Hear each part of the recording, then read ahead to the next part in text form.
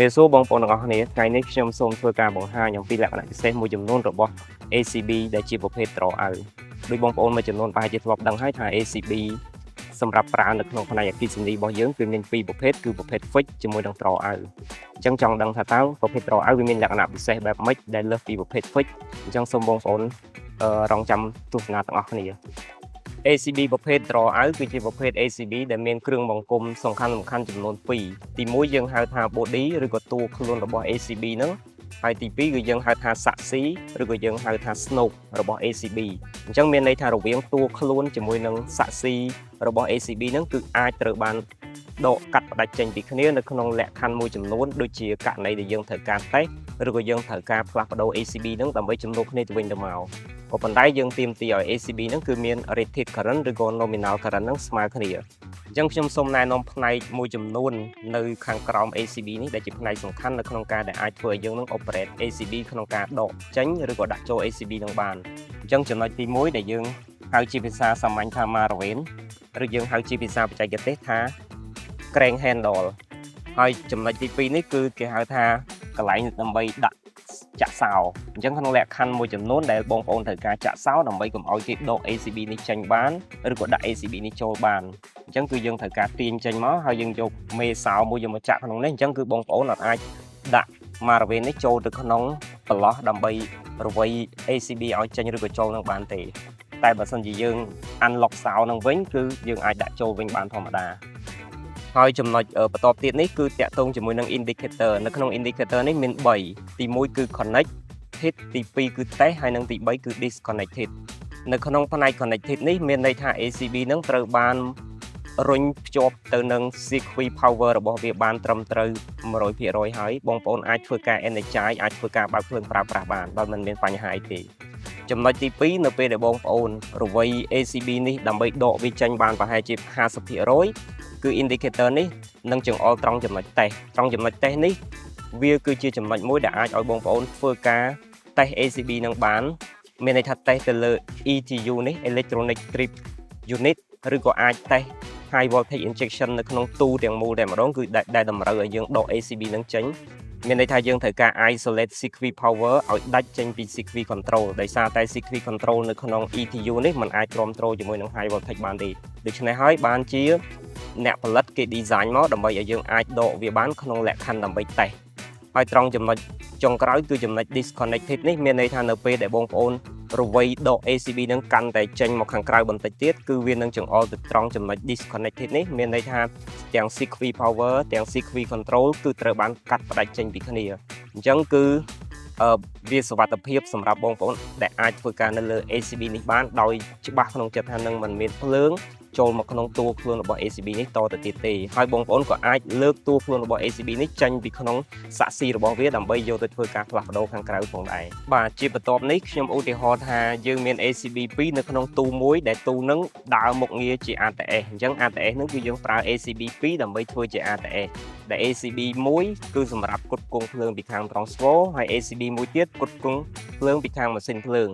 អញ្ចឹងឧទាហរណ៍អាចចៃដន្យពេលមួយគឺ ACB ខាង transfer របស់បងប្អូននឹងខូចមានបញ្ហាហើយអញ្ចឹងបងប្អូនត្រូវការកំងទិញថ្មីរយៈពេលនៃការដឹកជញ្ជូននឹងវាយូរតម្រូវឲ្យបងប្អូនរងចាំអញ្ចឹងជាដំណោះស្រាយបឋមសួរថាធ្វើមិនបានអញ្ចឹងគឺក្នុងករណីដែល ACB នឹងមាន rated current ស្មើគ្នាឧទាហរណ៍ថា ACB ខាងនេះ 1250 ampere ហើយ ACB ខាងនេះ 1250 ampere ដូចគ្នាអញ្ចឹងគឺបងប្អូនអាចយក ACB ដែលនៅខាងម៉ាស៊ីនភ្លើងហ្នឹងយកទៅដាក់ជំនួសនៅក្នុងខាង transfer ហ្នឹងជំនួសជាបដិសនបានបងប្អូនអាចចង់ប្រើជាលក្ខណៈអចិន្ត្រៃយ៍តែម្ដងក៏បានដែរមិនចាំបាច់ថាជាបដិសនទេពីព្រោះដោយសារតែ rated current ស្មើគ្នា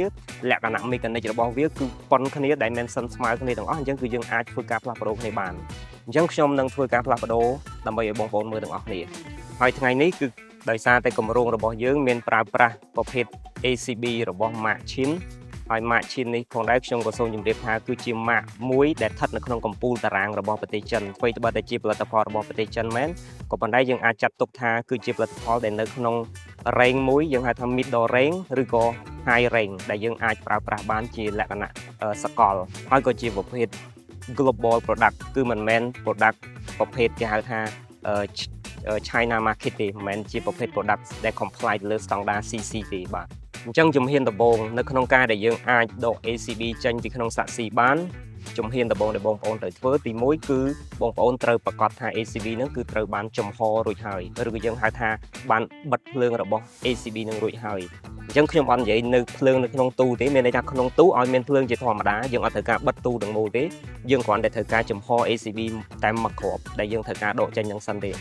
chẳng đầm bị đăng thẻ ACB nó close rồi cô cầm pung tại open bong phone mơ indicatorនៅខាងនេះអញ្ចឹង indicator ហ្នឹងនេះជាទូទៅមានពាក្យថា on ឬក៏ off ឬក៏ពណ៌ក្រហមឬក៏ពណ៌បៃតងអញ្ចឹងជាទូទៅបើពណ៌ក្រហមគឺសម្គាល់ថាកំពុងតែភ្ជាប់ភ្លើងឲ្យគេប្រើបើសិនជាពណ៌បៃតងគឺសម្គាល់ថាបានផ្ដាច់ភ្លើងហើយមិនមានភ្លើងឲ្យគេប្រើទៀតទេអញ្ចឹងនៅក្នុងនេះ indicator បង្ហាញពណ៌ក្រហមមានន័យថា ACB ហ្នឹងកំពុងតែ on បានន័យថាកំពុងតែភ្ជាប់ភ្លើងអញ្ចឹងបងប្អូនត្រូវការផ្ដាច់ភ្លើងរបស់ ACB នឹងសិនអញ្ចឹងដើម្បីផ្ដាច់ភ្លើងគឺបងប្អូនចុចប៊ូតុងពណ៌ក្រហមនេះដើម្បីឲ្យវា off អញ្ចឹងខ្ញុំនឹងចុចឲ្យមើល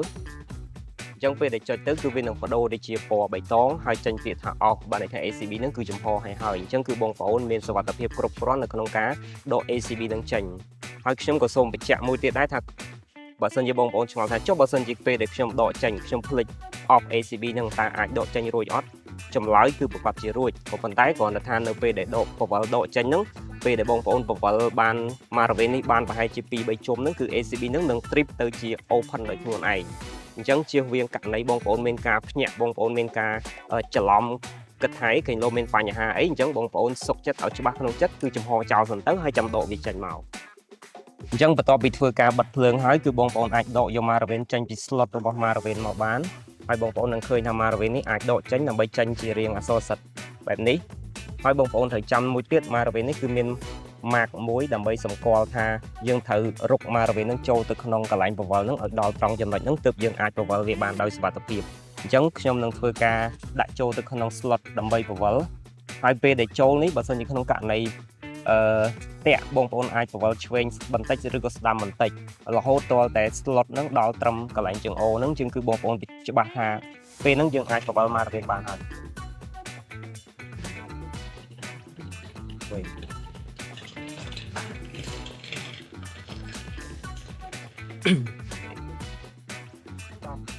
តោះហើយខ្ញុំសូមបញ្ជាក់មួយទៀតចំពោះទិសដៅនៃការបវលយើងមានតែ2ទេគឺបវលស្របតនិចនាឡិកាឬក៏ប្រច្រាស់តនិចនាឡិកាអញ្ចឹងក្នុងករណីដែលស្របតនិចនាឡិកាមានន័យថាយើងកំពុងតែបវល ACB នឹងឲ្យចូលទៅក្នុងសាក់ស៊ីរបស់វាបើសិនជាប្រច្រាស់តនិចនាឡិកាមានន័យថាយើងបវល ACB នឹងដើម្បីដកខ្លួនវាចេញពីក្នុងសាក់ស៊ីរបស់វាអញ្ចឹងគ្រប់ ACB ទាំងអស់នៅទូទាំងពិភពលោកគឺផលិតទៅតាម rule នឹងដូចគ្នាអត់មាន ACB ណាធ្វើខុសគ្នាទេអញ្ចឹងខ្ញុំសូមចាប់ផ្ដើមបវលហើយនៅក្នុងការបវលនេះទោះបីជាប្រើដៃឆ្វេងក៏ដោយដៃស្ដាំក៏ដោយអាស្រ័យលើភាពងាយស្រួលរបស់បងប្អូនអត់ប្រកាន់ថាត្រូវតែដៃណាមួយទេអញ្ចឹងយើងចាប់ផ្ដើមបវលមកខាងច្រាស់តនិចនាឡិកា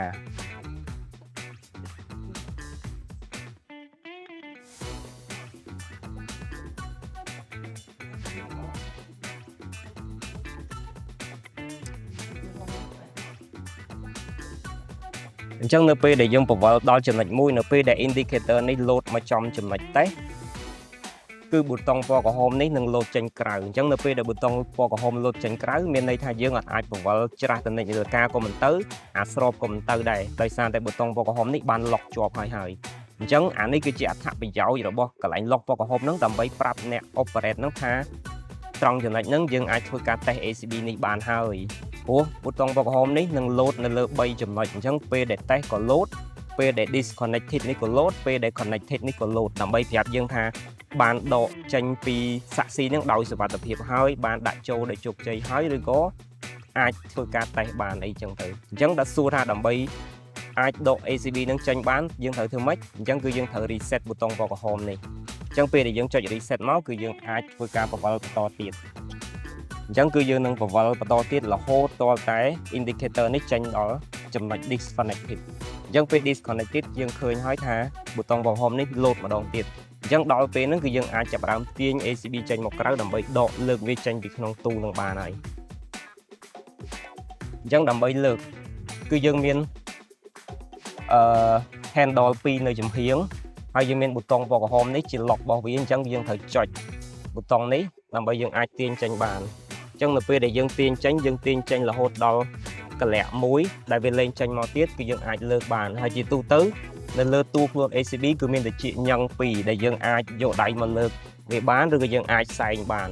អញ្ចឹងដល់ពេលហ្នឹងមានន័យថាយើងអាចដកចេញបានហើយយើងយកវាមកដាក់ទីតាំងដែលមានសុវត្ថិភាពអញ្ចឹងពេលនេះខ្ញុំបានធ្វើការដក ACB ទាំងពីរនេះចេញពីក្នុងសាក់ស៊ីរបស់វាហើយអញ្ចឹងបងប្អូនអាចសម្គាល់ឃើញ ACB Q3 គឺនៅក្នុងផ្នែក Q3 ដែលខ្ញុំឧទាហរណ៍ថា Q3 នេះគឺជាចំណុចផ្គត់ផ្គង់ពីខាងត្រង់ស្វូហើយ ACB Q5 នេះគឺនៅក្នុង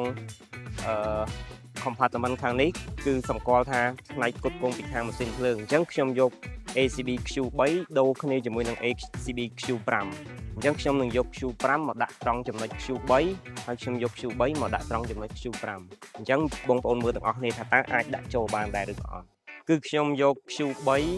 យកទៅជំនួសនៅត្រង់ចំណុច Q5 អញ្ចឹងគឺខ្ញុំនឹងលើក ACB Q3 នេះយកមកដាក់សាក់ស៊ីខាងផ្នែក Q5 ប៉ុន្តែសូមបងប្អូនមើលដោយខ្លួនឯងថា ACB នេះគឺ rated current ហើយនឹង nominal current គឺប៉ុនគ្នាគឺ1250 ampere ដូចគ្នាអញ្ចឹងខ្ញុំសូមបញ្ជាក់បងប្អូនថា ACB នេះគឺមានតម្លៃ rated current របស់វានឹងស្មើគ្នាទេបានន័យថាចរន្ត nominal របស់វា1250 ampere ដូចគ្នាអញ្ចឹងបងប្អូនឃើញក្នុងរូបនេះហើយនេះគឺ1250ហើយខាងនេះខាង Q5 នេះក៏1250 ampere ដូចគ្នាដែរអញ្ចឹងគឺប៉ុនគ្នាអញ្ចឹងមានន័យថាយើងអាចធ្វើការផ្លាស់ប្ដូរ ACB នឹងបានដោយសារតែ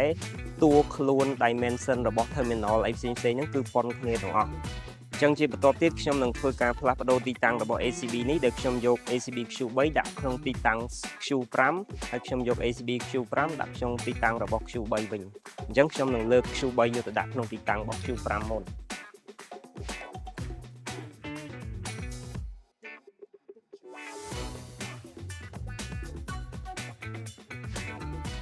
អញ្ចឹងនៅមុនពេលដែលចាប់ផ្ដើមយើងពវល់មករវៀនដើម្បីឲ្យ ACB ចូលក្នុងអញ្ចឹងបងប្អូនកុំភ្លេចមើលប៊ូតុងពណ៌ក្រហមនេះបើសិនជាប៊ូតុងពណ៌ក្រហមនេះវាលោតចេញក្រៅអញ្ចឹងគឺបងប្អូនត្រូវការចុចវាចូលក្នុងសិនទើបយើងអាចពវល់វាបានអញ្ចឹងយើងចុចវាចូលក្នុងមួយហើយបន្តមកទៀតចាំយើងយកមករវៀនដាក់ចូលទៅក្នុងនេះអញ្ចឹងនៅពេលដែលមករវៀនដាក់ចូលហើយ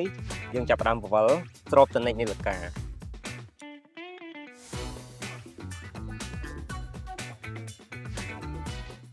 អញ្ចឹងពេលដល់ចំណុចតេស្តយើងចុចវាមួយទៀត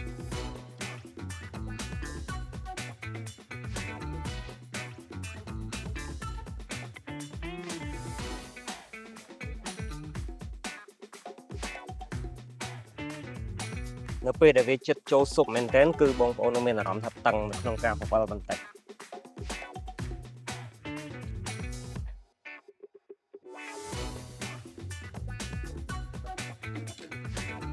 អញ្ចឹងពវល់រហូតដល់តែដល់ចំណុច connected ហើយប៊ូតុងពណ៌ក្រហមនេះលោតចេញក្រៅ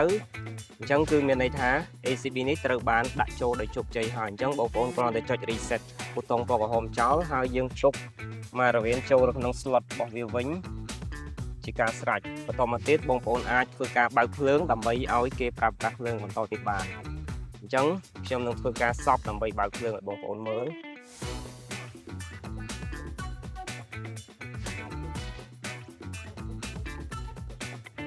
អញ្ចឹងសប់រហូតតតែឮសំឡេង click ហើយចេញពាក្យថា charge អញ្ចឹងបានន័យថា spring charge របស់ ACB នេះគឺបាន charge ពេញលេញគ្រប់គ្រាន់ហើយយើងអាចចុចប៊ូតុងឲ្យ close ឬក៏ open បានអញ្ចឹងខ្ញុំនឹងចុចប៊ូតុង on ដើម្បីមានន័យថាខ្ញុំត្រូវការបើកភ្លើងឲ្យគេវិញអញ្ចឹងបងប្អូននឹងឃើញថា indicator បង្ហាញថា ACB នឹងគឺបានភ្ជាប់ភ្លើងឲ្យគេប្រើដោយជោគជ័យហើយដូច្នេះនេះគឺជាចំណុចខ្លីៗមួយខ្ញុំជឿថាអាចមានប្រយោជន៍សម្រាប់បងប្អូនមួយចំនួនដែលជា operator ឬក៏ដែលជាអ្នក maintenance នៅក្នុងរោងចក្រឬក៏នៅក្នុងអគារធំៗក្នុងលក្ខខណ្ឌដែល ACB មួយចំនួនមានបញ្ហាហើយ ACB របស់បងប្អូនជាប្រភេទត្រអៅបងប្អូនអាចដោះស្រាយបញ្ហាជាបឋមតាមរយៈវិធីសាស្ត្របែបនេះគឺងាយហើយមានសុវត្ថិភាពគ្រប់គ្រាន់ហើយមិនខុសលក្ខខណ្ឌបច្ចេកទេសអីទេហើយសម្រាប់មួយនេះដែរខ្ញុំសូមធ្វើការបើកវងកញ្ចក់បង្ហាញបងប្អូនបន្តិចនេះគឺជាប្រភេទ ACB ត្រអៅដូចគ្នាក៏ប៉ុន្តែតួខ្លួនរបស់វាគឺធំខុសគេធម្មតាដោយសារប្រភេទនេះគឺ rated current របស់វា nominal current របស់វារហូតដល់ទៅ5000 ampere ហើយតួខ្លួន ampere frame របស់វាគឺ សម្រាប់ 6,300 ampere អញ្ចឹងមានន័យថា 6,300 ហើយនឹង 5,000 ampere គឺមានតួខ្លួនប្រព័ន្ធគ្នាអញ្ចឹងខ្ញុំនឹងធ្វើការបើកទ្វារនេះដើម្បីឲ្យបងប្អូនមើលនឹងឃើញថាវាធំមែនតើនេះបងប្អូនគឺប្រភេទត្រអាវដូចគ្នាអញ្ចឹងយើងឃើញហើយគ្រាន់តែទៅតឹងមុខរបស់ ACB ហ្នឹងជាង1ម៉ែត្រប្រហែលជា9ទឹកក្រាស់ជិត1ម៉ែត្របាត់ទៅហើយអញ្ចឹងនៅក្នុងការដែលយើងដក ACB នេះចេញយើងត្រូវការមានមនុស្ស2នាក់ឬក៏4នាក់ដើម្បីជួយសែង ACB នេះដោយសារវាធំយកតែមែនតើហើយជាទូទៅនៅក្នុងកន្លែងដែលស្តង់ដារមួយចំនួនគឺគេនឹងមាន fork lift របស់គេមួយដែលត្រូវបាន design មកសម្រាប់ប្រើប្រាស់ជាមួយ ACB នឹងតែម្ដងនៅពេលដែលយើងដក ACB នឹងចេញក្រៅបានបន្តិចគឺយើងសប fork lift ហ្នឹងដើម្បីឲ្យវាលើក ACB នឹងឲ្យផុតចេញពីរ៉ៃរបស់វាទៅគឺយើងអាចដក fork lift ជាមួយនឹង ACB នឹងចេញមកខាងក្រៅបានដោយងាយស្រួលតែម្ដងបាទអញ្ចឹងសង្ឃឹមថាអ្វីដែលខ្ញុំធ្វើការបង្ហាញបងប្អូនមិញនេះអាចជាអត្ថប្រយោជន៍មួយល្អសម្រាប់បងប្អូនមួយចំនួនដែលបងប្អូនធ្វើការជាអ្នក maintenance ឬក៏ជាអ្នកមើលការខុសត្រូវប្រព័ន្ធភ្លើងនៅក្នុងអគារធំៗឬក៏រោងចក្រធំៗដែលមានប្រើប្រាស់ជាប្រភេទ ACB ត្រអាវអញ្ចឹងបងប្អូនអាចប្រើប្រាស់ technique មួយនេះនៅក្នុងការដោះស្រាយបញ្ហាជាបឋមមួយចំនួនបានក្នុងករណីដែល ACB ខូចហើយត្រូវការកំងរងចាំពេលយូរអញ្ចឹងខ្ញុំសង្ឃឹមថាចំណេះដឹងបន្តិចបន្តួចនេះវាមិនលក្ខណៈជាស៊ីជម្រៅធំដុំអីទេប៉ុន្តែវាអាចបង្កភាពងាយស្រួលដល់បងប្អូនយើងមួយចំនួនដែលគាត់មិនទាន់បានយល់ឬក៏មិនទាន់បានដឹងអំពីចំណុចនេះបានច្បាស់លាស់អញ្ចឹងក្នុងករណីដែលបងប្អូនមានបញ្ហាឬក៏ចម្ងល់អីផ្សេងបន្ថែមទៀតបងប្អូនអាចធ្វើការតាក់ទងមកpage របស់ក្រុមហ៊ុន Patek របស់យើងដែលមានឈ្មោះថា Patek ហ្នឹងដើម្បីក្រុមការងារខាងបច្ចេកទេសរបស់យើងអាចធ្វើការប្រឹក្សាយោបល់ជាមួយនឹងបងប្អូនបន្តទៀតបានអញ្ចឹងសូមអរគុណច្រើនជួបគ្នានៅក្នុងវីដេអូក្រោយ